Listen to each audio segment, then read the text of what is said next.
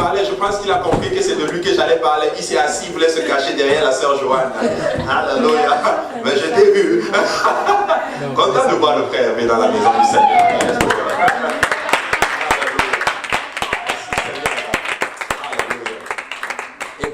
Nous allons aller auprès du Seigneur en prière pour la parole du Seigneur. Alléluia. Gardez-moi vraiment en prière, j'ai beaucoup besoin. Amen. Alléluia. Mais aujourd'hui, je crois que nous avons étudié une leçon qui est très importante pour l'Église. Amen. Et je pense que c'est bon pour notre croissance spirituelle. Amen. Alléluia. Maintenant, qui va m'aider à prier? Amen. Je vais prier pour moi. Alléluia. Mais la prions tous ensemble. Papa Jésus, nous te rendons grâce, nous te bénissons, nous te remercions. Nous voulons encore remettre ces moments entre tes saints bras, Père. Nous ne voulons pas prendre cela pour acquis, Père. Nous voulons, Père, que tu nous accompagnes, Seigneur Jésus-Christ, Papa. Nous prions que ton onction soit sur nous, Seigneur, Père. Je prie, mon Dieu, Alléluia, que ta parole puisse être dispensée sans crainte ni faveur et sans interférence, Père. Je prie que cela trouve une place dans les cœurs, Papa, que cela germe et produise des fruits, que cela équipe et bâtisse, Papa, tes enfants et nous tous ensemble, Seigneur. Aide-moi à disparaître et que toi seul paraisse, Seigneur, que tout honneur, que toute gloire te revienne, Seigneur. Et c'est dans le nom de Jésus-Christ de Nazareth que nous te prions. Et nous disons tous au nom de Jésus. Alléluia. Et vous pouvez vous asseoir dans sa présence ce soir. Alléluia. C'est une leçon que j'avais déjà enseignée ici, pas ici, mais au service du matin. Mais j'ai vraiment ressenti aujourd'hui vraiment de l'enseigner ici. Parce que je sais que ça va aider vraiment le peuple de Dieu. Amen.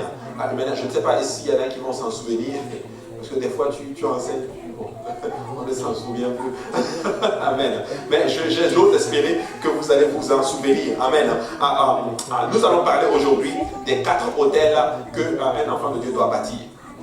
Qui se rappelle qu'on avait enseigné cela? La sœur Solange.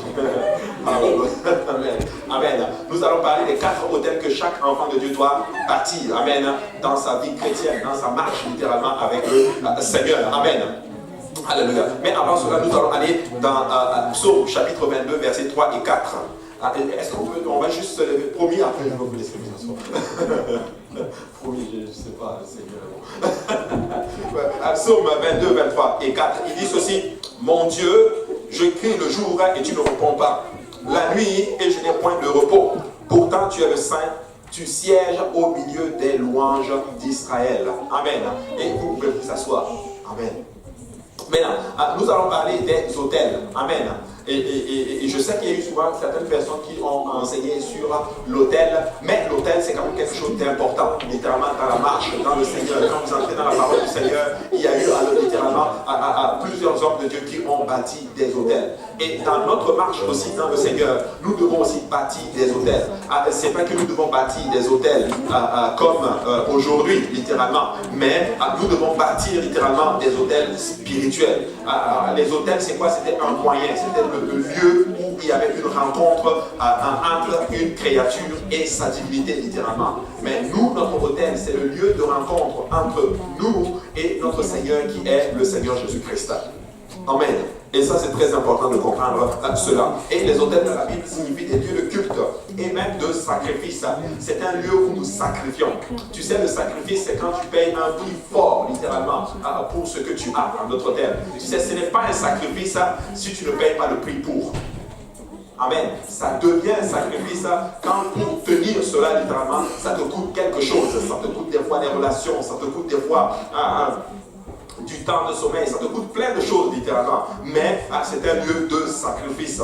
Et la vie des personnages dans la Bible est marquée par le fait qu'ils bâtissaient littéralement des autels. Et l'Ancien Testament est beaucoup marqué littéralement par des autels qu'ils ont faits. Amen. Et les autels peuvent nous apprendre beaucoup au sujet de notre culte, au sujet de notre façon d'adorer le Seigneur aujourd'hui. Ce n'est pas seulement un acte, mais c'est un mode de vie. Amen. C'est un mode de vie, bâtir des hôtels. C'est un mode de vie, la chrétienté. La chrétienté, ce n'est pas juste je viens à l'église dimanche. Aujourd'hui, quand tu poses la question dans le monde, es-tu chrétien? Oh, bah oui, je vais à l'église tous les dimanches.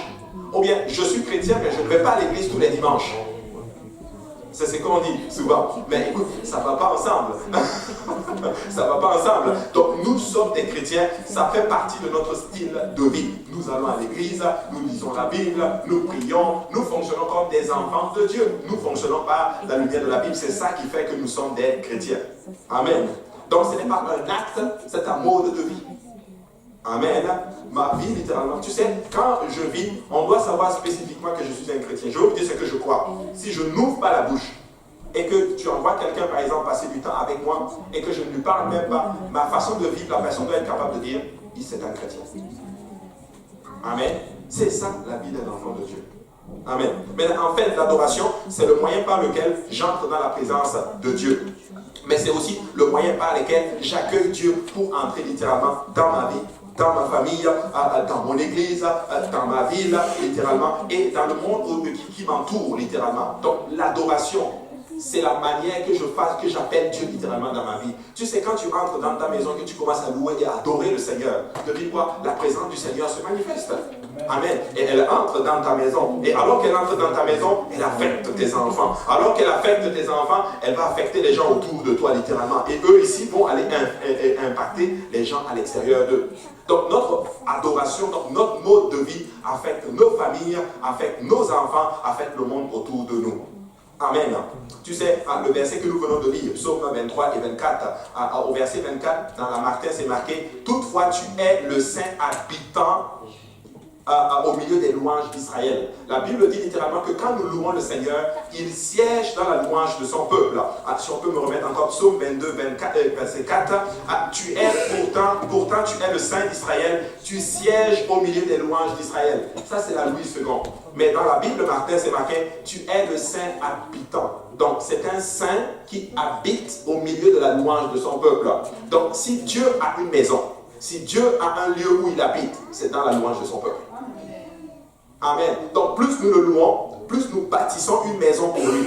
Maintenant, David voulait bâtir un temple à l'Éternel. Le Seigneur a dit, tu ne peux pas me bâtir littéralement un temple. Mais sa parole, les psaumes déclarent qu'il siège dans la louange de son peuple. Alors plus tu loues le Seigneur et que tu l'adores, tu es en train de lui bâtir littéralement une habitation. Amen. Alors, qui est-ce qui veut bâtir un grand temple pour l'Éternel des armées? Alléluia. Donc, nous devons, alléluia, le louer. Amen. Il habite dans nos louanges. Alléluia.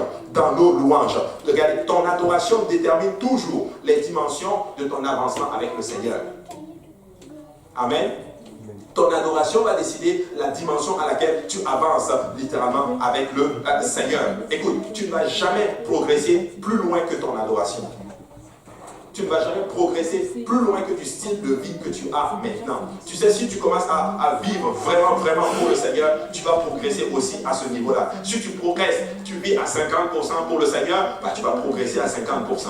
Si tu vis à 20%, tu vas progresser à 20%. Mais si tu vis à 100% pour Jésus, tu vas aussi progresser à 100% avec Jésus. Amen. Donc notre niveau d'adoration détermine littéralement la vitesse et la dimension à laquelle nous allons avec le Seigneur. Amen. Ainsi, nous avons donc besoin d'un autel qui est inébranlable et d'un autel qui est inaltérable. Amen. Ton autel ne doit pas être inébranlable. Amen. Nous devons arriver à une place où notre autel est solide. Peu importe les intempéries, elle va tenir. Nous voulons bâtir quelque chose, alléluia, sur lequel je peux offrir des sacrifices à Dieu. Tu sais, l'autel, c'était des pierres. J'avais, mais c'est parce que peut-être que je ne sais plus. Mais j'avais un PowerPoint là, mais le Seigneur est bon. Amen. C'était des cailloux qu'il mettait ensemble. Et sur ce caillou-là, le sacrificateur montait, il prenait son sacrifice et il le déversait là-bas. Et la présence du Seigneur se manifestait. Donc l'autel, c'est un lieu de rencontre entre la divinité et la créature, littéralement. Donc notre autel, littéralement, notre style de vie, littéralement, c'est notre lieu de rencontre entre le Seigneur Jésus-Christ et nous-mêmes. Amen. Donc nous pouvons monter sur cet autel et donner des sacrifices au Seigneur. Et nous voulons que cet autel soit inébranlable. Pas ébranlé littéralement par les intempéries. Tu sais pourquoi il devait prendre des pierres et pas peut-être de la paille? Parce que quand le vent souffle, ça peut dissiper la paille. Mais quand c'est des pierres, c'est solide. Amen. Donc notre autel doit être inébranlable. Et la parole du Seigneur nous montre 4 exemples de ces autels dans la vie de notre père Abraham. Et j'aime beaucoup pourquoi ça a été le personnage choisi littéralement pour cet enseignement. Pourquoi? Parce que Abraham est le père de la foi. Sa foi est inébranlable. Abraham a tenu. Il avait une foi tellement forte qu'il était prêt à faire confiance au Seigneur, qu'il était prêt à donner littéralement le fils qu'il a attendu pendant longtemps. Il était prêt à le sacrifier à son Seigneur. Tu sais, Dieu l'a appelé le père de la foi. C'est comme s'il engendre la foi. C'est comme si c'est lui qui a donné naissance à la foi. Il est le père de la foi. Mais ce père de la foi, peut-être pour atteindre cette dimension de père de la foi, est passé par 4 autels que nous allons étudier ce soir. Amen. Moi j'aime beaucoup Abraham. C'est le père de la foi. Et je suis content qu'il soit mon père. Il est le père de la foi que je porte. La croyance en un seul et unique vrai Dieu. Alléluia. Et ça c'est vraiment extraordinaire. Le premier autel, c'est l'autel du salut. À Genèse 12, 6, la Bible dit Abraham parcourut le pays jusqu'au lieu nommé Sichem, jusqu'au chef de Morée. Les Cananéens étaient alors dans le pays. L'Éternel apparut à Abraham et dit je donnerai ce pays à ta postérité. Et Abraham bâtit là un autel à l'Éternel qui lui était apparu. Dieu apparaît à Abraham, Dieu lui parle, et la Bible dit que lorsque Dieu lui parle, il bâtit là un autel. Le mot autel, c'est le mot hébreu misbek. Ça veut dire abattre, tuer, sacrifier. Abattre pour le sacrifice, littéralement. Tuer pour le sacrifice. Donc il rencontre le Seigneur, il comprend tout de suite qu'il faut qu'il bâtisse un autel au Seigneur. Il comprend tout de suite qu'il doit sacrifier quelque chose. Ah, mais qu'est-ce qu'il a tué? Peut-être à l'époque c'était des animaux littéralement. Mais écoutez, aujourd'hui de nos jours, quand tu rencontres le Seigneur, ça te prend un sacrifice. Tu vas abandonner certaines choses pour le Seigneur. C'est ce que les gens ne veulent pas entendre aujourd'hui. Mais écoutez-moi bien, peuple de Dieu. Si tu veux carburer avec le Seigneur, tu vas devoir abandonner certaines choses pour Jésus. Amen. Mais oui, certains d'entre nous ont perdu des membres de famille à cause de cela. Certains d'entre nous ont perdu des relations à cause de cela. Certains d'entre nous ont perdu beaucoup de choses parce qu'ils ont servi le Seigneur Jésus-Christ. Écoute, tu es en train de bâtir ton autel à l'Éternel. Écoute, quand tu rencontres Jésus, il y a des choses que tu vas abandonner pour pouvoir être avec Jésus. Amen. C'est important de comprendre cela. Amen. Alléluia. Mais là, quand Abraham a d'abord reçu sa promesse de Dieu, les Cananéens étaient encore dans la terre promise. En fait, la chair régnait encore, le péché régnait encore dans la promesse.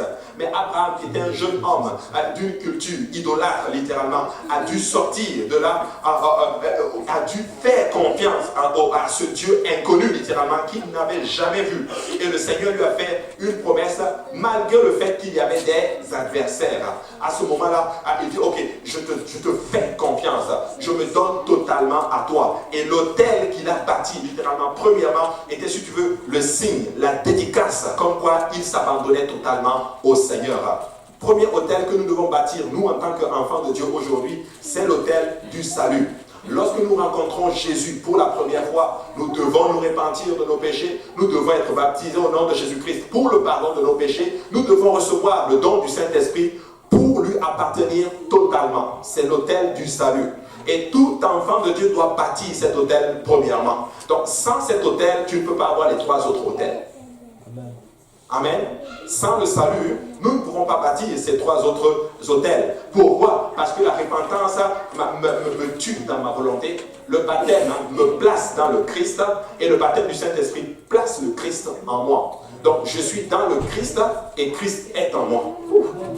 Je ne sais pas comment il fait ça. Alléluia. Mais écoutez, Jésus-Christ l'a dit ceci. Ne savez-vous pas que je suis dans le Père et que le Père est en moi?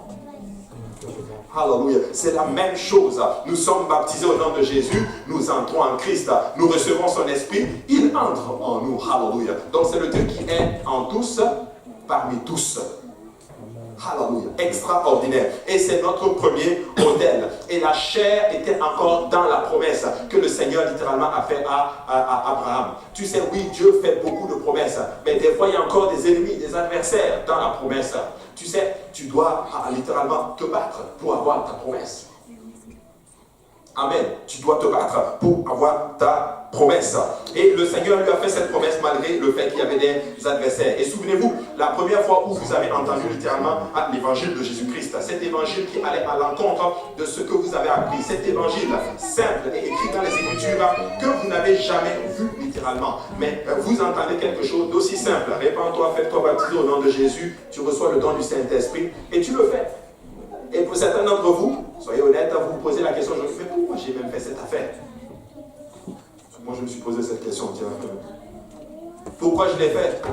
Pourquoi je suis entré même dans cette eau? Oh, hallelujah. Mais c'est bon d'entrer dans cette eau, hallelujah. C'est bon de recevoir cet esprit, Alléluia. Et nous commençons à marcher pour le Seigneur. Nous ne comprenons pas cela, mais vous avez fait confiance littéralement à la chose. Ne pense même pas que non. Ah non, j'ai été influencé par le pasteur, j'ai été influencé par telle personne. Écoute, personne ne peut venir à Christ si l'Esprit du Seigneur ne l'attire. Donc quand tu entres dans les eaux ici, là, moi je crois que l'Esprit du Seigneur y est pour quelque chose. C'est lui qui t'a attiré vers lui. Amen. Très important. Donc vous avez fait confiance au Seigneur pour la première fois. Donc vous avez réussi à bâtir l'autel du salut. Vous savez, la foi, elle part de rien et elle arrive à quelque chose. Abraham est parti absolument de rien du tout. Je n'ai jamais connu ce Dieu-là. Je n'ai jamais su comment il fonctionne. Écoute, il a grandi au milieu d'une multitude de divinités, littéralement. Maintenant, pourquoi faire confiance à celui-là en particulier, qui l'appelle à sortir et à abandonner littéralement les vaines façons de vivre de sa famille? Mais Abraham fait quand même confiance. Amen. Il sort de sa famille. Quand on dit qu'il est sorti de sa famille, c'est qu'il a abandonné les vaines façons de vivre. Tu sais, il était d'une culture idolâtre. Son père était idolâtre. Sa mère, peut-être, était probablement aussi idolâtre. Lui-même, probablement, était aussi idolâtre. Mais Dieu pose son regard sur Abraham et Dieu l'appelle.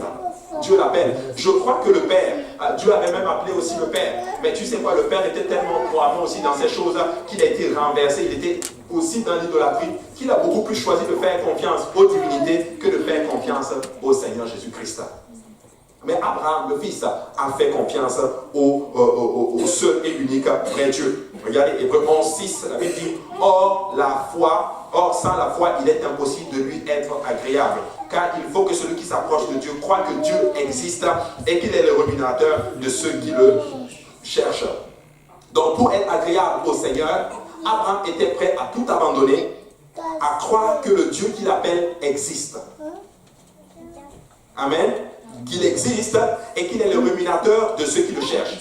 Qu'est-ce que ça veut dire? Ça veut dire que si tu cherches Dieu, tu dois croire que c'est lui et lui seul qui va te récompenser.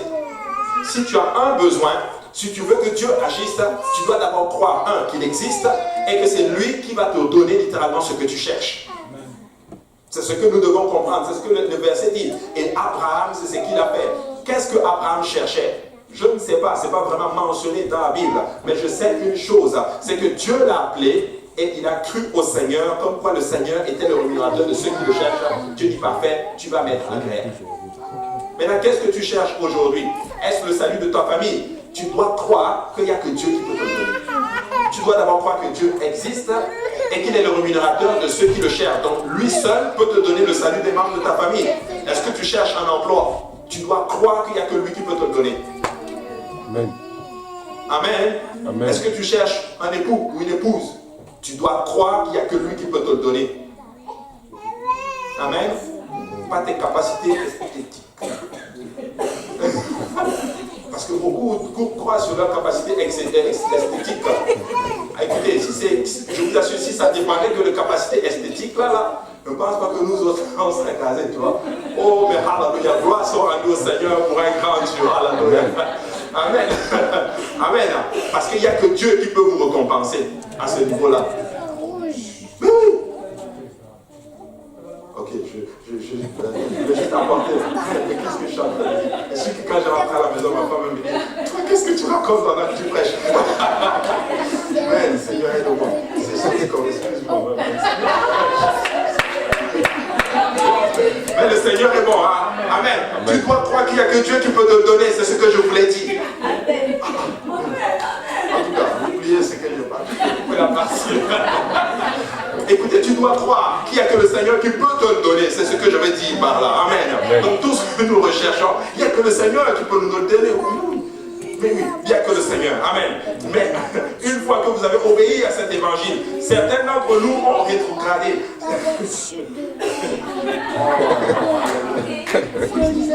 Mais le Seigneur est bon. Amen. Amen. Voilà. Donc certains d'entre nous ont rétrogradé. Vous connaissez des gens qui étaient dans cette affaire avec nous, mais ils ne sont plus là aujourd'hui. Vous savez pourquoi?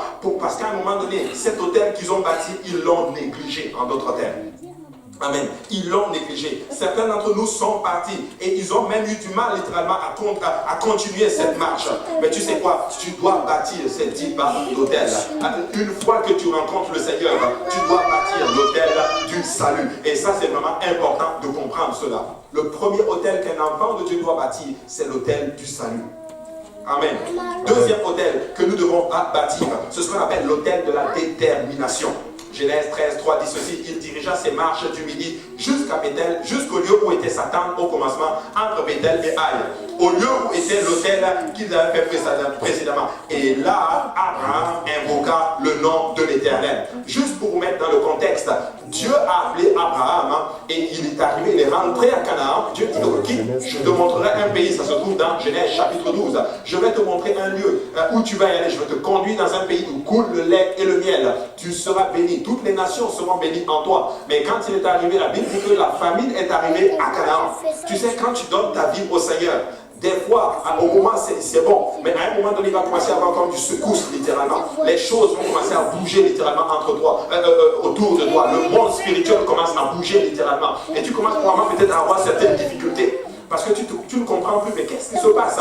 Mais oui, tu as donné ta vie au Seigneur Jésus-Christ, mais il y en a un qui n'est pas content, c'est le monde des ténèbres. Et il est prêt littéralement à déchaîner littéralement tous les démons littéralement contre toi. Mais laisse-moi te dire, alléluia, que cet hôtel que tu as bâti, qui est l'hôtel du salut, est inébranlable, alléluia. Elle est capable de freiner. Et voilà pourquoi les choses bougent autour de toi. Donc la famine est arrivée. Tu sais, la famine peut arriver aussi des fois dans ta marche avec le Seigneur.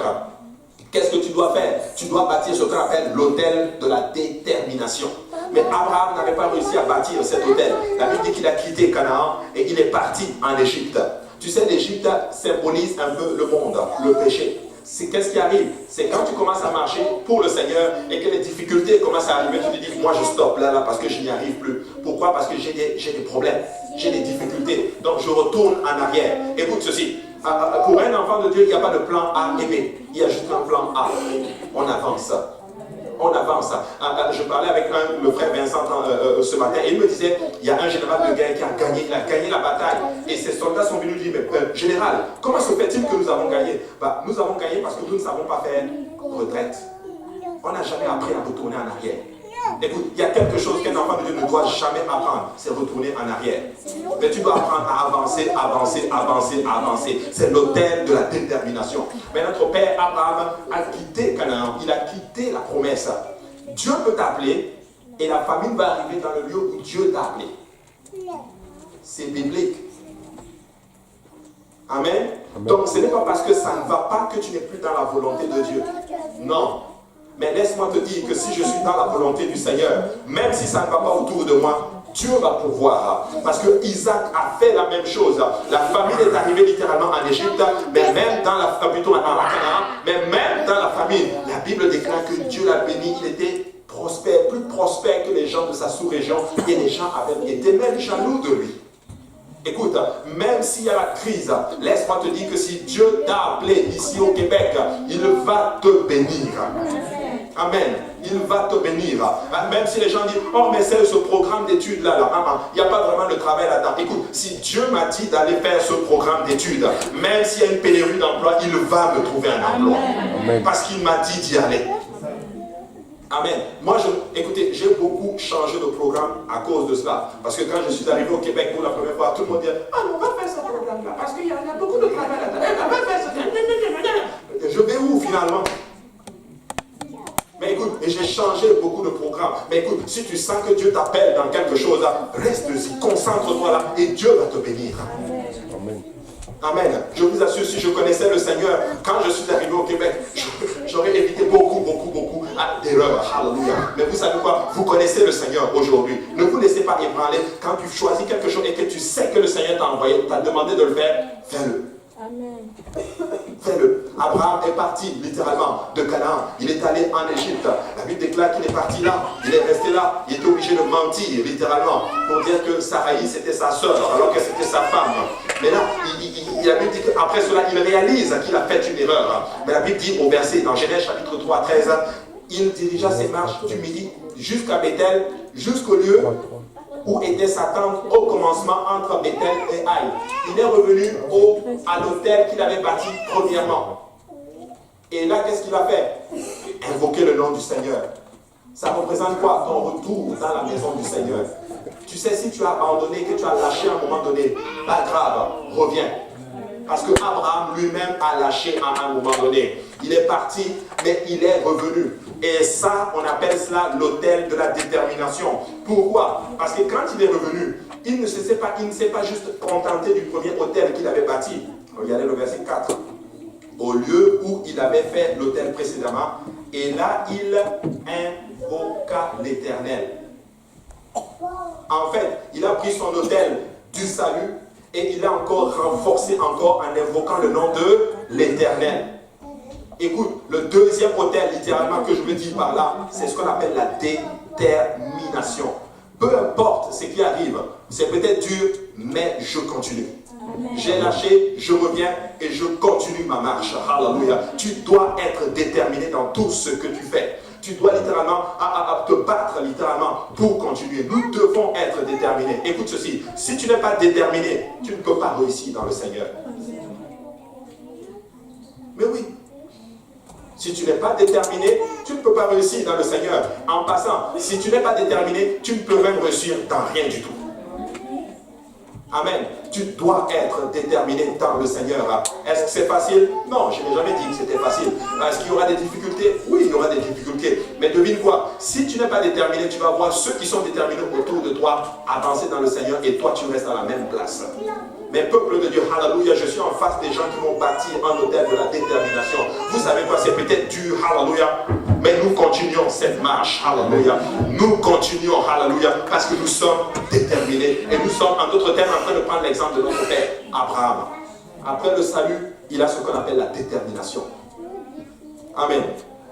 Après qu'Abraham ait eu son expérience remarquable avec Dieu, son premier autel, il a fait le voyage en Égypte. Pourquoi? Et la Bible dit justement qu'il y avait une famine dans le lieu où le Seigneur l'a appelé, c'est-à-dire Canaan. Tu sais, Canaan, littéralement, c'était le pays où colle le lait et le miel. Je lisais le passage d'Ézéchiel hier, et le Seigneur disait littéralement aux enfants d'Israël, le pays dans lequel je vous ai amené, c'est le plus beau pays au monde. Je me rappelle plus c'était dans Ézéchiel combien. C'est vrai, je me notais. C'est le plus beau pays au monde. Tu sais, tu n'as peut-être pas, tu ne le réalises peut-être pas, mais le royaume de Dieu, c'est le plus beau royaume qu'il y a sur la terre, dans l'univers. En fait, c'est juste le plus beau royaume qu'il y a. Amen. Nous ne réalisons pas la vie que nous avons. Tu sais ce que nous expérimentons ici, et que tu vas dans le monde, tu l'expliques, ils ne vont juste rien comprendre. Je parlais aujourd'hui avec ma femme, on était dans la voiture, puis on venait ici, et on a dit quelque chose, et ça a beaucoup ouvert mon esprit dans quelque chose. Tu sais, des fois, nous sommes très durs entre nous-mêmes.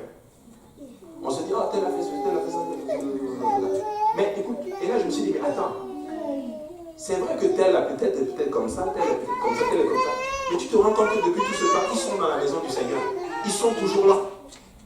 Je dis, wow. Ces gens ont vraiment un hôtel de détermination terrible. Peu importe ce que nous faisons, on est encore dans la maison du Seigneur. Peut-être tu te regardes, tu dis, oh non, mais tu es encore là. Tu ne réalises pas littéralement combien tu fais mal au diable. Dis à ton voisin, vraiment, tu es vraiment un champion. Mais oui, vous êtes des champions, je vous dis. Des fois, je vous regarde, mais vous êtes des champions. Amen. Parce que vous ne savez pas si on ouvrait vos yeux spirituels et qu'on te montre littéralement la cohorte de démons qui veut te faire quitter la maison du Seigneur, tu ne dois juste pas le croire. Amen. Mais tu es encore dans la maison du Seigneur. Amen. Hallelujah. Vous savez, ce voyage d'Abraham à Canaan, plutôt en Égypte, s'est terminé par une catastrophe. Son épouse s'est retrouvée littéralement dans le harem de Pharaon. Écoute, quand tu te trompes littéralement et que tu fais souvent certaines erreurs, Christ a dit, mais il y a aussi des conséquences à payer littéralement. Gloire soit rendue à Dieu. Je suis convaincu littéralement que son épouse n'est pas allée en intimité avec le roi. Parce qu'en Sarah, il y avait une postérité qui ne devait pas être souillée. Mais tu sais quoi? Elle était quelque part dans le harem du roi. Et tu ne veux pas te retrouver dans le harem de quelqu'un d'autre. Tiens. Qu'est-ce que je veux dire par là? Ce que je veux dire par là, que nos choix ont des conséquences terribles. Amen. Mais peu importe le choix que tu as fait, tu peux toujours revenir au pied du Seigneur. C'est ça que je suis en train d'enseigner aujourd'hui. Il a également découvert combien il était faible et seul lorsqu'il est hors de la volonté du Seigneur. Tu sais, quand tu sors hors de la volonté du Seigneur, tu vas juste avoir la révélation d'une chose. Et je ne veux pas que tu aies cette révélation quand tu es sorti du Seigneur. Je veux que tu aies cette révélation maintenant alors que tu es dans le Seigneur. Écoute, quand tu sors hors de la volonté du Seigneur, tu vas te rendre compte que tu es faible et vulnérable. Amen. Hein? Nous avons besoin de l'Esprit du Seigneur pour tenir, peuple de Dieu. Je veux le dire ainsi. Ne me comprenez pas de travers. Et je vais vous dire pourquoi je parle ainsi. C'est juste pour vous montrer comment l'Esprit du Seigneur est puissant et nous garde.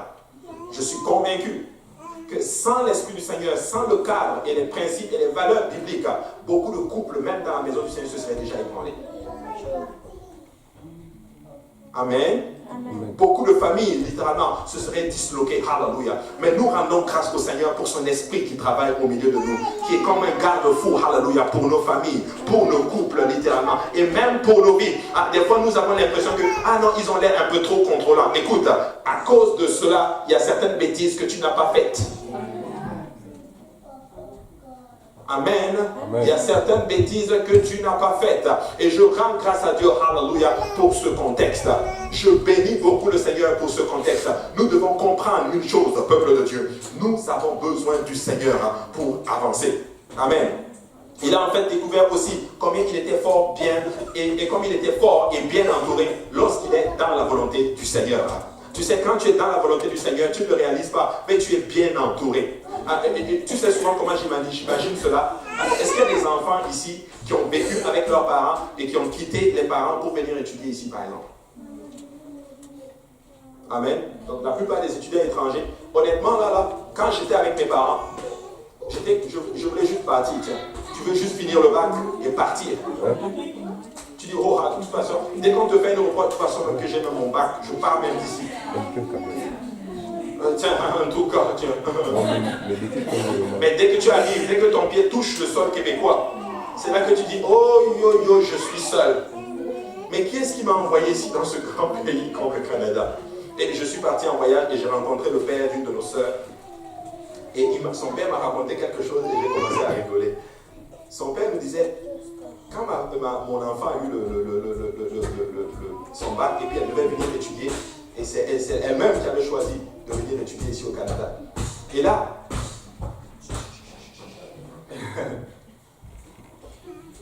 les enfants, on ne joue plus à la batterie, on écoute. Et là, son père commence à nous raconter à l'histoire. Et là, ça m'a beaucoup fait rire. Et là, il me dit, on a quitté le pays, je l'ai accompagnée jusqu'ici. Je suis resté avec elle, je l'ai accompagnée, tout, on est allé faire ses inscriptions, on a acheté ses manteaux et tout. Et son père me dit, et quand je suis arrivé, le froid m'a vraiment touché. On a acheté les manteaux, tout va bien. Et quand je devais repartir à l'aéroport, voici ce que mon enfant me dit. Dès que je me tourne pour partir, la fille me dit, attends, papa, ça veut dire que tu vas me laisser tout seul ici? Et son père lui dit, mais c'est toi qui as choisi. Mais oui, je vais te laisser tout seul ici. Et la personne a commencé à pleurer littéralement. Elle a réalisé que hors de la présence de son père, elle était seule. Amen. Mais qu'est-ce que je suis en train de dire à travers cet enseignement? Pour dire que hors de la volonté, de la volonté du Seigneur, tu deviens seul. Amen. Voilà pourquoi nous avons besoin d'être toujours dans la présence du Seigneur. C'est important. Quand elle était au pays, à la maison, non, moi je veux partir, Mais là maintenant tu es toute seule. Allez-vous me laisser tout seul ici? Oui. Vous savez, l'église, des fois ce n'est pas facile. Des fois c'est un peu compliqué. Des fois avec les relations interpersonnelles c'est dur. Mais tu sais quoi? C'est le meilleur cadre dans lequel tu dois être. Et Abraham a réalisé cela littéralement. Il a compris que mon ami, hors du Seigneur, je suis seul. Amen. Et c'est ça la grande leçon. Voilà pourquoi nous devons bâtir ces hôtels-là. Un hôtel de détermination. Qu'est-ce que je veux dire par là? Comment tu le bâtis? Tu arrives à une place et tu mets certaines choses en place de telle sorte que tu es sûr que tu ne peux pas partir. Tu sais, qu'est-ce qui fait que tu pars? Parce que tu as des attaches quelque part. Pourquoi ne pas faire des attaches dans la maison du Seigneur? Tu sais, ta main droite qui est la puissance doit être attachée au Seigneur Jésus-Christ. Amen.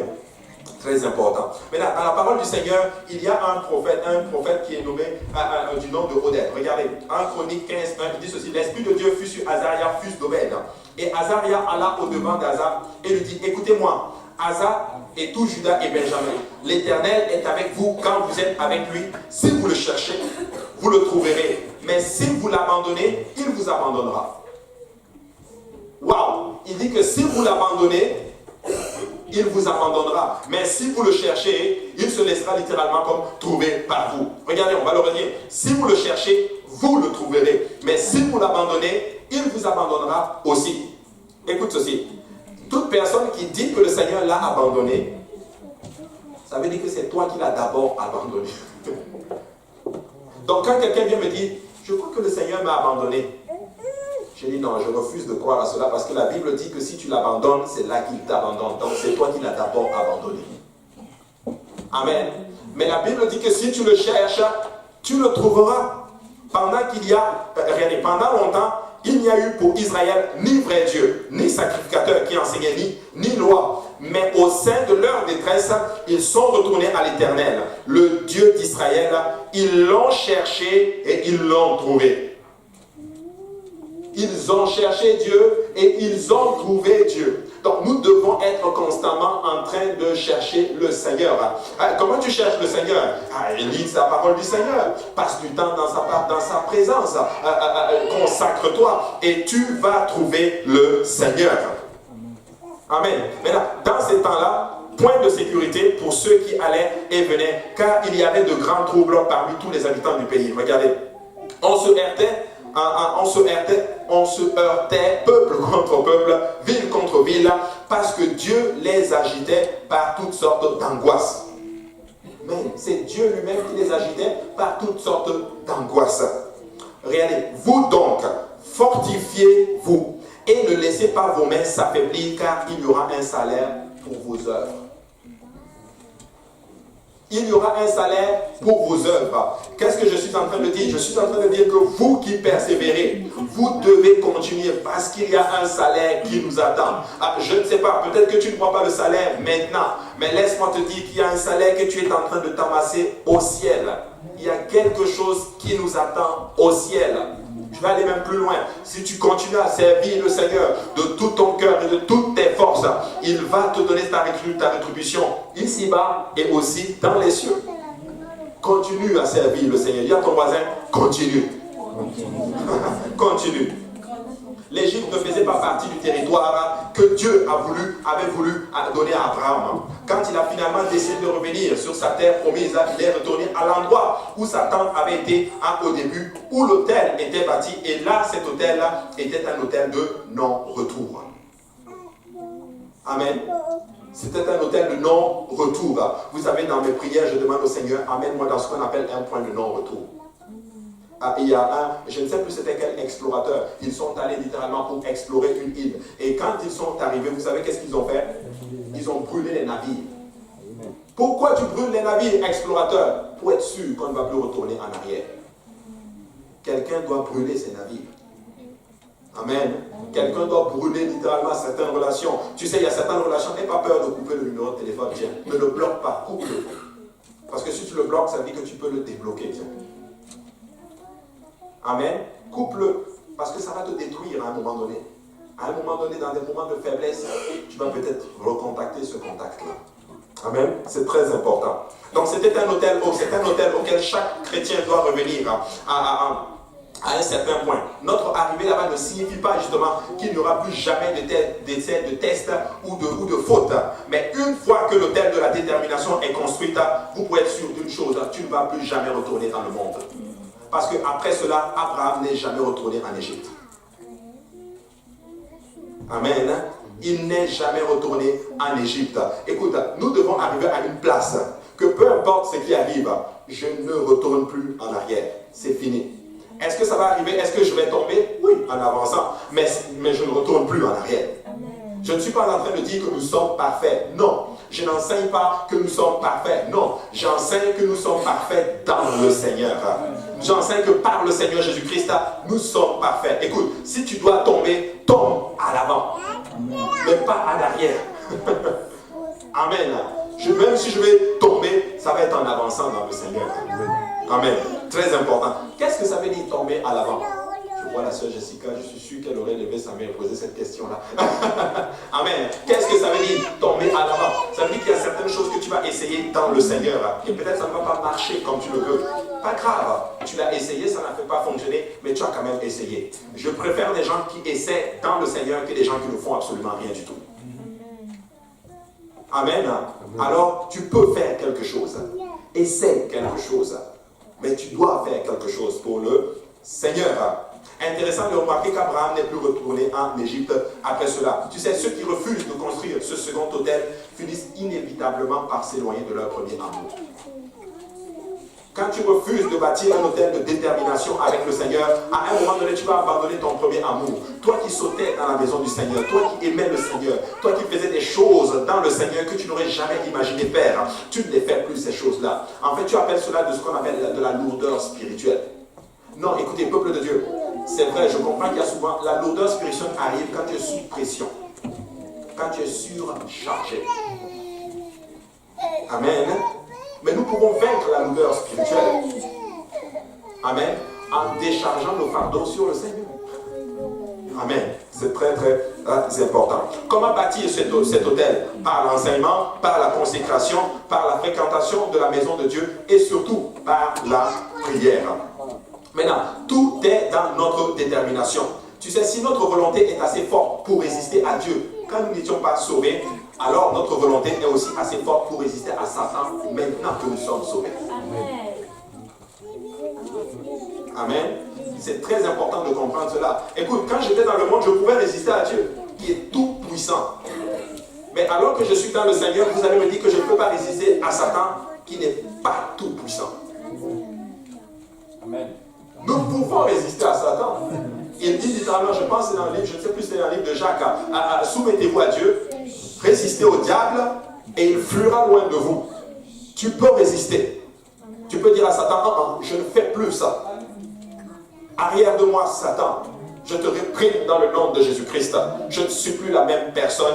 Je suis une nouvelle créature. Alléluia. Alors que nous sommes remplis du Saint-Esprit. Tu sais, lorsque tu es rempli du Saint-Esprit, le Seigneur te donne la puissance d'en haut pour faire face au monde. Littéralement, et même faire face à toi-même et faire face à Satan. Écoute, le Saint-Esprit, c'est la puissance d'en haut pour faire face au monde, à toi-même et à Satan. Les trois ennemis de notre âme. Voici les trois ennemis de ton âme. Le monde, ton pire ennemi, ce n'est même pas Satan. C'est toi-même. Et tu vas aussi faire face à Satan. Tu peux alors aller contre ta propre volonté, contre ta chair, littéralement. Ma chair veut faire cela par le Saint-Esprit en un. Je ne veux pas faire cela. Amen. Tu sais, la plupart des personnes illuminées que tu voyais dans le monde, ils ont compris un principe spirituel. C'est que par leur simple volonté, ils peuvent aller contre le désir de leur chair. Amen. Tous ceux qui pratiquent, un enfant de Dieu ne doit pas pratiquer le yoga et toutes ces choses, méditation, c'est trop spirituel, c'est diabolique littéralement là. Mais écoutez, tous ces gens qui font littéralement le yoga et toutes ces choses spirituelles, ils ont compris un principe spécifique. Ils ont la capacité d'aller contre leur chair. Est-ce que vous pensez d'où ça vient cela? C'est les principes divins que le Seigneur a établis. Nous avons ce qu'on appelle la capacité d'aller contre nos propres désirs. Écoute ceci, sans le Saint-Esprit, tu peux vaincre le diable. Alors qu'en est-il alors que tu as le Saint-Esprit? Voilà pourquoi la Bible dit que nous sommes plus que vainqueurs. Nous ne sommes pas vainqueurs, nous sommes plus que vainqueurs. Parce que étant même sans le Saint-Esprit, tu peux vaincre Satan. Mais il te donne le Saint-Esprit pour t'assurer qu'à 200% des chances, tu vas gagner. Oh, hallelujah. J'ai 200% de chances de vaincre. Pas 100%. Ça veut dire qu'un enfant de Dieu n'a pas le droit d'échouer. Amen. Amen. Nous n'avons pas le droit d'échouer parce que nous avons tout pour réussir. C'est comme pour que tu passes le cours. Je te donne le résultat de l'examen. Et je te dis, tu as droit à une feuille où tu peux mettre toutes les formules que tu veux et je te donne le résultat. rentre avec l'examen là, et copie, il donne la bonne réponse. Amen. Nous n'avons pas le droit d'échouer. Amen. Et quand je parle d'échouer, qu'est-ce que ça veut dire? Nous n'avons pas le droit de manquer l'enlèvement. C'est de ça que je parle. Si la trompette sonne, personne ici ne doit rester dans la salle. Amen. Nous devons tous partir. Amen. 1 Corinthiens 14, 2, la Bible dit ceci. En effet, celui qui parle en langue ne parle pas aux hommes, mais c'est un esprit qu'il dit des mystères, car personne ne le comprend. C'est un esprit qu'il dit des mystères. Par le Saint-Esprit que tu reçois, tu vas dire ce qu'on appelle des mystères. Je l'ai déjà enseigné. C'est quoi un mystère? Une vérité qui est cachée. Écoute, il te donne le Saint-Esprit et il te donne seulement la capacité de dire des mystères que l'ennemi ne peut pas comprendre pour le renverser. Voilà pourquoi l'enseignement de ce matin nous disait, nous devons constamment parler en d'autres langues. Parce que quand tu parles en langue, un, tu reposes ton être spirituel, et deux, littéralement, tu es en train de dire des mystères à Dieu. Le diable ne peut même pas te comprendre lorsque tu parles en d'autres langues. Écoute, Paul dit ceci, je parle en langue tous les jours, je parle en langue plus que vous tous. À quel moment il parle en langue? Est-ce que le matin? Je pense que oui. À midi? Oui. Le soir? Oui. Tous les jours? Oui. À telle heure? Oui. Je ne sais pas. Mais il parle en langue plus que vous tous.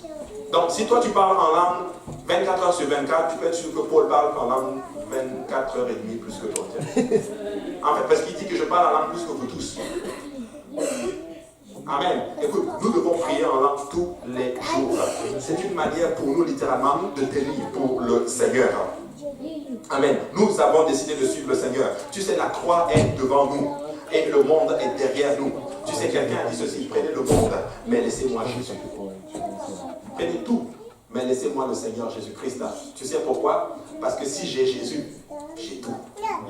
Écoute, regardez ceci, je vais vous dire comment les gens pensent. Prends tout, mais laisse-moi Jésus. Mais voici comment nous comprenons la chose. Tout est dans Jésus. Donc écoute, si tu veux prendre tout, tu n'auras pas le choix que de prendre Jésus. Parce que tout est en Jésus. Donc écoute, si tu me laisses Jésus, laisse-moi te dire que tu m'as laissé tout, littéralement. Donc je préfère Jésus et ne pas prendre tout. Amen. Mais les gens veulent tout et laisser Jésus. Mais nous avons Jésus parce que nous savons que tout est en Jésus, y compris toi. Amen. Nous avons besoin de Jésus-Christ. Hébreux 11, 15 dit ceci. S'ils n'avaient pas eu en vue celle d'où ils étaient sortis, ils auraient eu le temps d'y retourner. Mais maintenant, ils en désirent une meilleure, c'est-à-dire une céleste. C'est pourquoi Dieu n'a pas honte d'être appelé leur Dieu, car il leur a préparé une cité. Il parle littéralement de ces héros de la foi, littéralement. La Bible dit littéralement qu'ils ont désiré quelque chose de meilleur. C'est-à-dire qu'ils ont regardé le monde et ils ont dit, ce monde n'est absolument rien du tout. Il y a quelque chose de mieux qui nous attend. Écoute, même si tu as la plus grosse maison qu'il y a sur la face de la terre, il y a mieux au ciel. Même si tu as le meilleur emploi sur la face de la terre, il y a mieux au ciel. Même si tu as tout ce dont tu as besoin, il y a mieux au ciel. Et c'était la pensée littéralement de ces héros de la foi. Et Dieu dit que je n'ai même pas honte d'être appelé leur Dieu. Oh Satan. Écoute, si tu arrives à une place, hallelujah, et que tu es prêt littéralement à dire au Seigneur, ce monde n'est rien comparé à ce que tu es. Laisse-moi te dire que Dieu dit que je suis fier d'être appelé ton Seigneur. Et je rends grâce à Dieu qu'il est fier d'être appelé notre Dieu. Amen. Est-ce qu'on peut battre les mains pour ce grand Dieu? Amen. Amen. Alors que vous pouvez construire vos hôtels sans retour, dans vos croyances, dans vos convictions, dans votre mariage, dans votre maison, dans votre ministère, dans tout ce que le Seigneur littéralement vous donne, construisez un hôtel de non-retour. Amen. Bats-toi littéralement pour cela. Pas de retour, alléluia. Nous sommes convaincus et nous savons littéralement que c'est par cela littéralement que nous allons vaincre l'ennemi de notre âme. Troisième hôtel que nous devons bâtir, c'est l'hôtel d'occupation. Genèse 13, 17 dit ceci, lève-toi, parcours le pays dans sa longueur et dans sa largeur, car je te le donnerai. Abraham leva là ses tentes et vint habiter parmi les chaînes de Mamré qui sont près d'Hébron. Il bâtit là un hôtel à l'Éternel. Ça, c'est ce qu'on appelle l'hôtel de l'occupation. Tu sais, quand le Seigneur te sauve et que tu te rends compte maintenant, je suis déterminé à avancer, maintenant tu dois être occupé pour ce Seigneur-là. Écoute ceci, plus tu travailles pour le Seigneur, plus tu n'as pas le temps de voir les difficultés autour de toi. J'ai remarqué quelque chose, la plupart des gens qui souvent qui murmurent, qui font plein de choses, qui sont troublés, ils ne font jamais rien pour Dieu. Ils ne font pas d'études bibliques, ils ne sont pas impliqués dans un ministère quelconque, ils ne font rien. Mais quand tu travailles pour Dieu, laisse-moi te dire, hallelujah, que tu n'as pas le temps de voir ces choses-là. Parce que le travail, ça occupe. Tu sais pourquoi? Écoute, le gouvernement, le monde a compris ce principe. Voilà pourquoi on vous occupe par le travail. Amen. Certains d'entre vous, vous travaillez combien d'heures par semaine? 40 heures, 50 heures, 60 heures par semaine. Tu sais pourquoi? Parce que quand tu travailles, tu n'as pas le temps, littéralement, de voir les défauts du gouvernement. Amen. Un des principes du gouvernement, quand ils font leurs élections, on va vous donner le travail pour vous occuper, pour que vous n'ayez pas le temps de voir vos problèmes. Est-ce que ce que je dis fait du sens? Hein? Écoutez, c'est un principe spirituel qu'ils ont compris. Écoute, quand tu es dans le Seigneur, travaille pour Dieu. Fais quelque chose pour le Seigneur. Plus tu travailles, tu n'as pas le temps. Quand tu fais des études bibliques, tu es tout le temps en train de faire. Tu n'as pas le temps. Le frère Chip disait quelque chose, littéralement, mardi, quand on était en train de prier. Il a parlé d'un frère. Il dit ce que j'ai remarqué avec ce frère, c'est que depuis qu'il a donné sa vie à Dieu, son zèle ne fait que monter. Pourquoi? Parce qu'il est toujours en train de gagner une âme. Il est toujours en train de faire quelque chose pour toucher une âme. Donc il n'a pas le temps. Il n'a pas le temps de voir la persécution. Il n'a pas le temps de voir les difficultés autour de nous. Il n'a pas le temps de voir même que sa vie, des fois, oh même, écoute, le temps avance là. Il n'a pas le temps. Pourquoi? Parce qu'il est occupé pour Dieu. Et quand tu bâtis cet hôtel, laisse-moi te dire que tu carbures pour le Seigneur à un niveau que tu ne peux juste pas imaginer. Et tes besoins sont rencontrés par le Seigneur.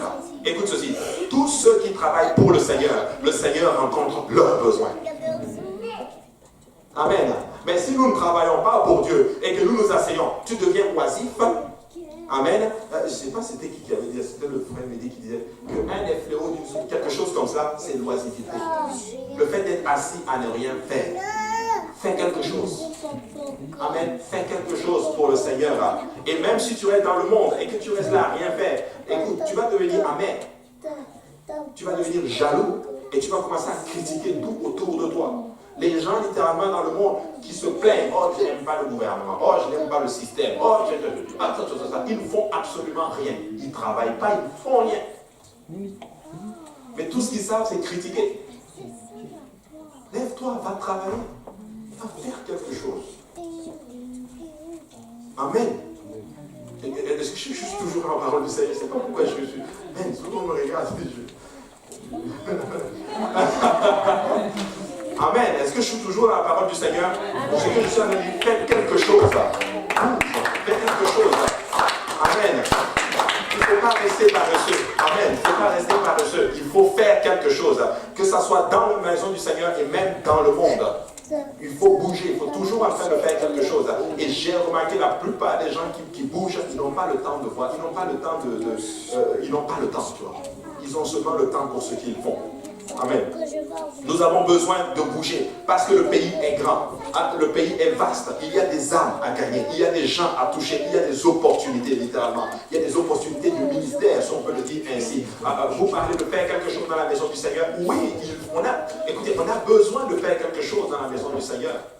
Vous parlez du travail, il y a beaucoup de travail dans la maison du Seigneur. Il y a une pénurie, littéralement. On a besoin de certaines personnes pour faire telle chose, pour faire tout cela, pour faire cela. Vous savez quoi? On peut occuper tout le monde. Tout le monde peut être occupé à enseigner une étude biblique à quelqu'un. Tu sais, il y a des âmes qui viennent, littéralement. Mais des fois, on se dit, mais qui va prendre cette étude biblique? Moi, je veux bien les prendre, mais écoute, voilà. Vous voyez de quoi je parle? Voilà, vous tous, vous pouvez enseigner. Amen. Vous pouvez faire quelque chose. Et c'est comme ça que l'œuvre grandit. Pourquoi? Parce que c'est comme ça que tu t'occupes. Amen. Alors dis à ton voisin, je suis content de voir que tu es occupé. Amen. Le Seigneur avait promis à Abraham que la terre promise serait la sienne.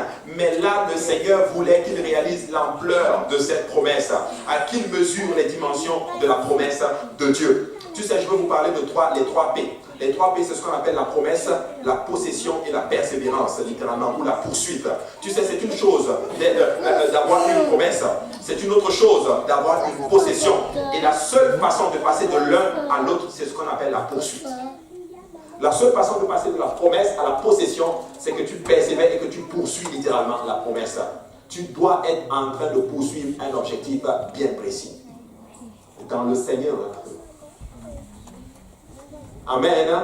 C'est très important. Dans le Seigneur. Quand tu poursuis un objectif dans le Seigneur, il fait de grandes choses. Et c'est comme ça que tu concilies ce qu'on appelle la possession, la promesse et la possession. Amen. Avant que Josué entre dans la terre promise, le Seigneur lui a dit ceci, qu'il pouvait avoir tout ce pour lequel il se battra pour. Josué 1:3 dit ceci, à tout lieu que foulera la plante de votre pied, je vous le donne comme je l'ai dit à Moïse. Alors, pour que Dieu, il faut être occupé. Il faut faire quelque chose parce que le pays est vaste. Le pays est vraiment vaste. N'ayez pas peur d'entreprendre pour le Seigneur. Je vous assure, n'ayez pas peur d'entreprendre pour le Seigneur. Entreprendre quelque chose. Dieu peut faire de grandes choses, littéralement. Regarde littéralement. Je vais vous dire la façon de penser.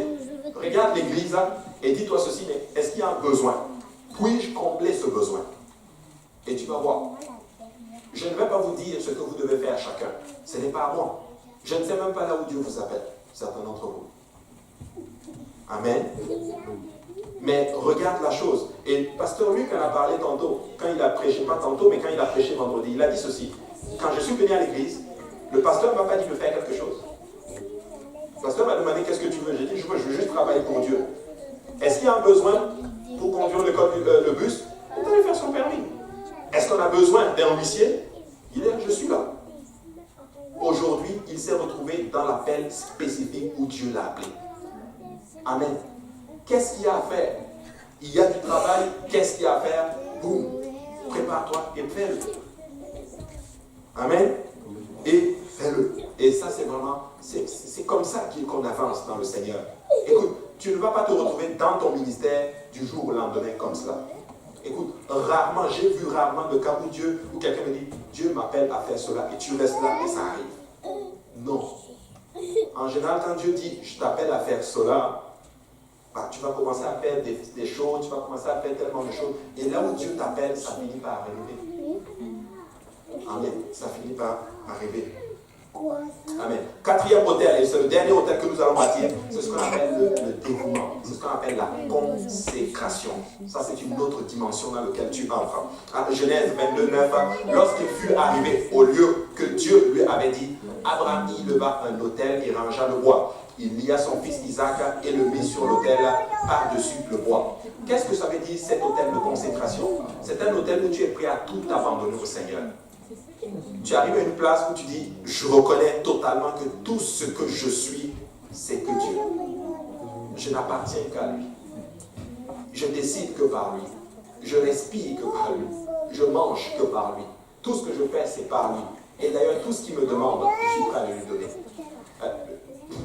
Soyons honnêtes, je pense qu'on n'est pas tous encore arrivés à ce niveau. Tiens. Amen. Mais plus le Seigneur nous aider à arriver à ce niveau. Amen. Où nous sommes prêts à tout lui donner. L'autel final dans la vie d'Abraham était l'autel inattendu, de l'inattendu, où Dieu a fait quelque chose qui semblait être totalement contre la promesse qu'il lui avait faite. Dans l'esprit d'Abraham, les choses reculaient, mais il a continué à faire confiance au Seigneur. Dans l'esprit d'Abraham, c'est comme si les choses étaient en train de tomber. En fait, Abraham a atteint un niveau où Joseph aussi a atteint. La vie d'Abraham de Joseph était comme un reculon, mais sa vie avançait. Tu as l'impression que ça recule? Non, ça ne recule pas, mon frère, ma soeur. Ça avance. Ça avance. Amen. Ça avance. Écoute, donne tout à Dieu et Dieu va tout te donner. Alléluia. Tout n'ira jamais comme tu le souhaites, mon frère, ma soeur, mais tout ira toujours pour ton bien si tu fais confiance au Seigneur. Amen. Si tu as ce que tu demandes, tu as demandé à Dieu, alors fais-lui toujours confiance. Si tu n'as pas ce que tu lui as demandé, alors fais-lui toujours confiance. Daniel 3:17, la Bible dit ceci, voici notre Dieu que nous servons peut nous délivrer de la fournaise ardente et il nous délivrera de ta main, ô roi. Ils se sont retrouvés littéralement et on devait les brûler. Et voici la réponse littéralement de ces trois jeunes hébreux. Il peut nous sauver. Ce qu'il était en train de dire au diable, plutôt à Nebuchadnezzar, c'était ceci. Il peut nous sauver. Ça veut dire ceci. Même s'il ne nous sauve pas, nous n'allons même pas servir tes dieux. Il a la capacité de me sauver. Mais même s'il ne me sauve pas, je ne vais juste pas t'obéir, roi. C'est littéralement ce qu'il était en train de dire littéralement au roi. Notre Seigneur peut nous délivrer. Mais s'il ne nous délivre pas, qu'est-ce que nous faisons? Amen. S'il ne te donne pas ce que tu demandes, qu'est-ce que tu fais? Écoute, moi j'ai eu cette révélation quand même, je bénis le Seigneur quand même assez tôt dans ma marche avec le Seigneur. Je n'aurai jamais tout ce que je veux. Amen. Mais j'aurai toujours ce qui est mieux pour moi. Amen. Et ça c'est très important de comprendre cela. Écoute, tu ne peux pas tout avoir dans la vie. Mais si tu fais confiance à Jésus, il va te donner tout ce qui est meilleur pour toi. Amen. Très, très, très important. Regardez, verset 18. Sinon, sache, ô roi, que nous ne servirons pas tes dieux et que nous n'adorerons pas la statue d'or que tu as élevée. Et je rends grâce à Dieu littéralement. Nous devons arriver à une place où nous disons ceci au Seigneur, littéralement. Seigneur, même si tu ne me donnes pas ce que je désire, je te fais suffisamment confiance pour prendre soin des choses. Moi, je bénis ton Saint-Nom, je veux juste faire ta volonté. C'est tout ce qui compte. Amen. Il a tous les pouvoirs et l'ennemi n'a pas de pouvoir. Amen. Nous devons littéralement reconnaître qui nous servons et qui nous ne servons pas. Nous servons Jésus et nous ne servons pas Satan. Il faut que ça soit une ligne tracée. C'est souvent la partie la plus intrigante avec le travail littéralement du Seigneur. Des fois, c'est comme s'il tue littéralement sa propre promesse en nous. Mais même si le cas de la promesse n'arrive pas dans ta vie, tu dois arriver à une place où tu te dis, je lui fais quand même confiance. Amen. Dieu aura toujours le dernier mot. Il y aura toujours une résurrection. Amen. Dans la vie de quelqu'un. Écoute, si la promesse est tuée, tu peux être sûr d'une chose, c'est qu'il y aura toujours une résurrection. Et je vais t'expliquer pourquoi. Parce que si c'est une promesse, même si elle est morte, elle va certainement ressusciter. Comme Lazare a ressuscité dans les morts. Amen. Peu importe la situation, fais-lui confiance. C'est correct, littéralement, de vivre avec le Seigneur et des fois avoir justement du doute. C'est correct, c'est normal, nous sommes humains. Mais nous devons arriver à une place où nous tuons beaucoup plus cette pensée en nous, littéralement, et de faire vivre, littéralement, la pensée comme quoi nous sommes toujours joyeux et nous nous faisons totalement confiance. As-tu tout mis sur l'autel? As-tu tout donné au Seigneur? Est-ce que tu désires la paix? Est-ce que tu désires la grâce du Seigneur? Est-ce que tu désires la miséricorde du Seigneur? Je ne sais pas qu'est-ce que tu recherches dans le Seigneur. Est-ce que tu veux une touche particulière du Seigneur? Laisse-moi te dire que tu vas bâtir des autels et tu vas déposer l'autel dessus. C'est un autel que ton pasteur ne peut pas t'enseigner à bâtir. Je ne peux pas vous enseigner à vous bâtir votre propre autel. Je peux juste me concentrer que sur mes autels à moi. Mais c'est à vous de bâtir vos autels. J'aurais voulu pouvoir le bâtir pour vous, mais je ne peux pas le bâtir pour vous. C'est votre relation avec le Seigneur. C'est ta relation avec Jésus. Et si ta relation est faible, c'est toi qui vas prendre les conséquences de cela. Mais c'est ta relation. Ce n'est pas ma relation. Je peux juste t'aider à arranger ta relation, mais je ne peux pas bâtir ta relation avec le Seigneur pour toi. Amen. La révélation ce soir, c'est ceci. Il y a des choses que ton pasteur peut faire pour toi. Il y a des choses que ton pasteur ne peut pas faire pour toi. Amen. Donc, ce que veut dire, c'est que mon rôle ou mon ministère dans vos vies est totalement limité. Amen. Mais tu sais quoi? Mais toi, ton rôle dans le Seigneur est illimité. Tu peux tout faire dans le Seigneur. Amen. C'est à ça que nous devons y arriver. Alors, peuple de Dieu, nous devons bâtir nos autels. Amen. Je veux que chacun de vous ait un autel fort. Nous ne pouvons jamais savoir ce que le Seigneur accordera des bénédictions pour lesquelles nous avons prié. Jusqu'à ce que nous montions sur la montagne, littéralement, avec Isaac, et prêt à lui offrir, littéralement. Tu sais, l'objet de ton rire, que tu es prêt à donner, littéralement, au Seigneur. Bâtis alors cet autel pour enfin voir le bélier et devenir ce qu'on appelle un ami de Dieu. Quelqu'un qui est prêt à tout sacrifier pour le Seigneur. Amen. Alléluia. Lèvons-nous tous ensemble. Alléluia. Et c'est important de bâtir ces hôtels-là. C'est important d'arriver dans ce qu'on appelle des points de non-retour. Moi, je comprends que c'est très, très, très difficile, alors que nous regardons aussi au monde, aux gens littéralement qui sont autour de nous. Et je vais juste dire à quelqu'un ceci. Il ne faut pas arriver à une place où tu te dis, par exemple, moi je fais telle chose parce que tel le fait. Non. Tu dois arriver à une place où tu fais les choses, un, parce que tu as la conviction de faire ces choses, et deux, littéralement, parce que tu ne veux pas abandonner le Seigneur. Voici les motivations pour lesquelles tu dois faire certaines choses. Amen. Alors bâtissez vos hôtels. Tenez ferme pour le Seigneur. Ne reculez pas. Amen. Soyez déterminés. Amen. Même si l'obstacle est devant vous, tu vas sauter cet obstacle. Tu vas renverser l'ennemi de ton âme. Tu vas réussir. Vous allez réussir dans le Seigneur. Vous allez renverser tout obstacle. Vous allez renverser le doute. Tu vas renverser ce qu'on appelle la crainte, la peur. Tu vas renverser toutes ces choses. Tu vas réussir dans le Seigneur et tu vas accomplir de grandes choses pour le Seigneur. Et tu vas arriver, tu es tellement fier d'être utilisé par le Seigneur. Tu vas dire, je te rends grâce, Seigneur. Amen. Alléluia. Et j'aimerais, nous allons alors venir et nous allons nous consacrer. Amen. Tout doit être sur l'autel. Votre cœur doit être au contrôle du Seigneur par le Saint-Esprit. Ah, vous ne pouvez qu'être plus que béni et avoir la paix et le repos dont vos âmes ont besoin. Lorsque vous donnez tout, c'est-à-dire votre corps, votre âme et votre esprit, littéralement au Seigneur. Amen. Alléluia, Jésus. Merci Seigneur.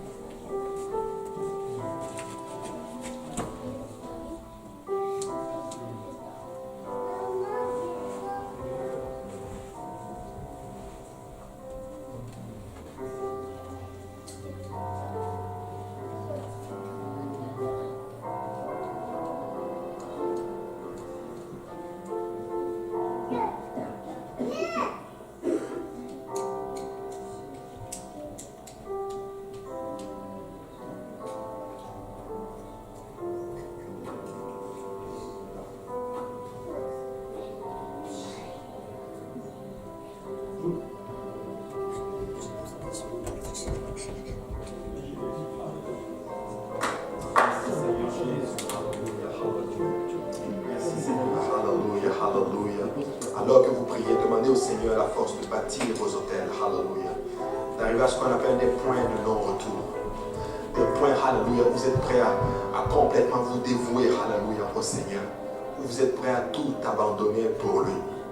Alléluia. Vous devez arriver à une place où vous lui faites tellement confiance. Vous lui donnez tout ce que vous avez. Vous lui donnez votre corps, votre âme et votre esprit.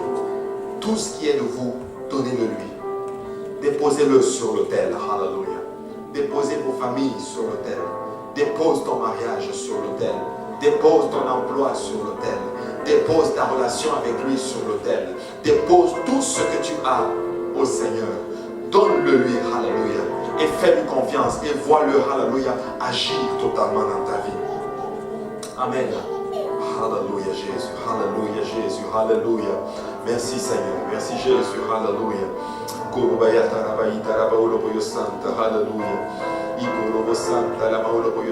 Alléluia Jésus. Alléluia Jésus. Alléluia Jésus. Alléluia. Merci Seigneur. Merci Jésus. Alléluia Jésus. Alléluia. Alléluia Jésus. Alléluia. Merci Seigneur. Alléluia. Si tu peux prier maintenant, alléluia, pour ton frère et ta soeur, alléluia. Si tu peux prier pour la personne qui est à côté de toi, pour que le Seigneur aide la personne à bâtir son hôtel. Alléluia. Merci Seigneur.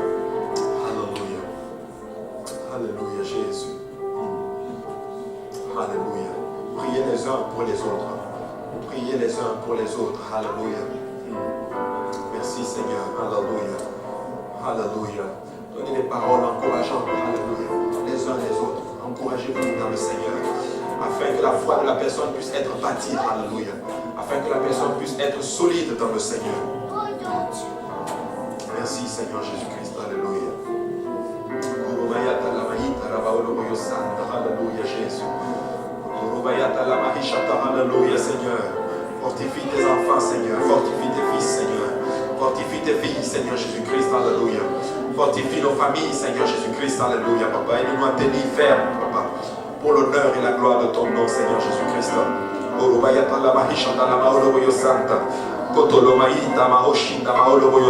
Alléluia Jésus. Alléluia.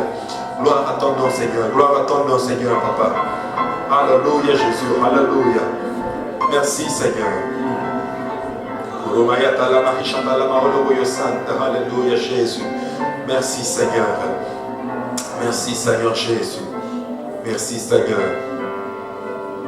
Alléluia Jésus. Alléluia Jésus. Alléluia Seigneur.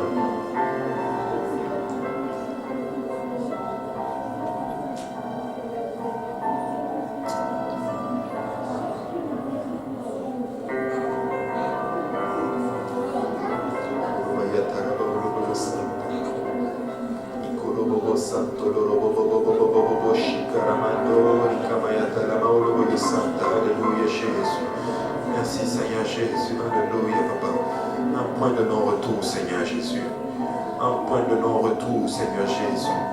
Un point de non-retour Seigneur. Un point de non-retour Seigneur Jésus. Et qui me fortifie Seigneur. Papa, nous voulons tout te donner maintenant Seigneur Jésus. Fortifie encore Père. Redonne de l'assurance Seigneur Jésus-Christ. Renouvelle les forces Père éternel Papa. Alléluia Père. Alléluia Jésus. Merci Seigneur Jésus. Alléluia. Merci Seigneur. Merci Seigneur Jésus. Alléluia. Merci Seigneur. Alléluia. Alléluia. Merci Seigneur. Alléluia. Merci Seigneur Jésus.